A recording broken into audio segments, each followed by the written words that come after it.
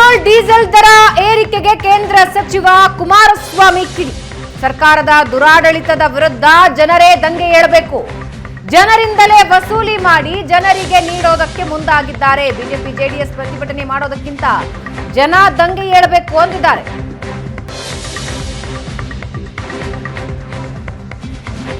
ಪ್ರತಿಭಟಿಸುವ ಮೂಲಕ ಸರ್ಕಾರವನ್ನ ಎಚ್ಚರಿಸುವ ಕೆಲಸ ಮಾಡಬೇಕು. ಆದಿಚುಂಚನಗಿರಿಯಲ್ಲಿ ಕೇಂದ್ರ ಸಚಿವ ಎಚ್.ಡಿ. ಕುಮಾರಸ್ವಾಮಿ ಹೇಳಿಕೆ ಇದು.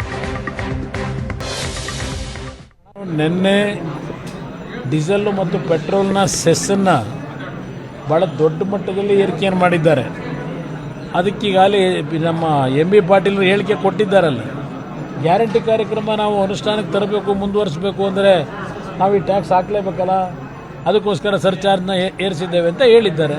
ಅವರೇ ಒಪ್ಕೊಂಡಿದ್ದಾರಲ್ಲ. ಆ 5 ಕಾರ್ಯಕ್ರಮಕ್ಕೆ ಹಣ ಸಂಗ್ರಹ ಮಾಡಲಿಕ್ಕೆ ಯಾರಿಗೆ ಹಣ ಕೊಡಬೇಕು ಅವರಿಂದಲೇ ದುಡ್ಡು ವಸೂಲಿ ಮಾಡಿ ಅದು ಯಾರೋ ದಾನ ಮಾಡ್ತಾರಂತಲ್ಲ, ಒಂದು ಗಾದೆ ಮಾತಿದೆಯಲ್ಲ, ಆ ರೀತಿಯ ಒಂದು ದಾನ ಮಾಡ್ತಕ್ಕಂಥ ಕೆಲಸ ಮಾಡೋಕ್ಕೆ ಹೊರಟಿದ್ದೆ. ಜನತೆ ನಾನು ಮನವಿ ಮಾಡ್ತೇನೆ, ಈ ರೀತಿಯ ಈ ಸರ್ಕಾರದ ದುರಾಡಳಿತ, ಹಣ ದರೋಡೆ ಮಾಡ್ತಕ್ಕಂಥ ಕೆಲಸ ಏನು ನಡೀತಿದೆ, ಇದರ ಬಗ್ಗೆ ಈ ಸರ್ಕಾರವನ್ನು ಎಚ್ಚರಿಸಲಿಕ್ಕೆ ಜನತೆನೇ ಇವತ್ತು ಪ್ರತಿಭಟನೆ ಮಾಡಬೇಕು.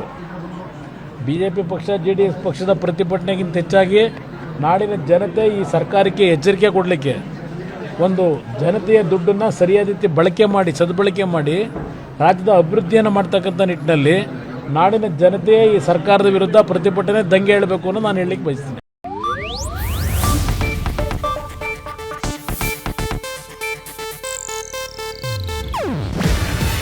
ಇದು ಏಷ್ಯಾನೆಟ್ ನ್ಯೂಸ್ ನೆಟ್ವರ್ಕ್ ಪ್ರಸ್ತುತಿ. ನೀವು ನೋಡ್ತಿದ್ದೀರಾ ಏಷ್ಯಾನೆಟ್ ಸುವರ್ಣ ನ್ಯೂಸ್.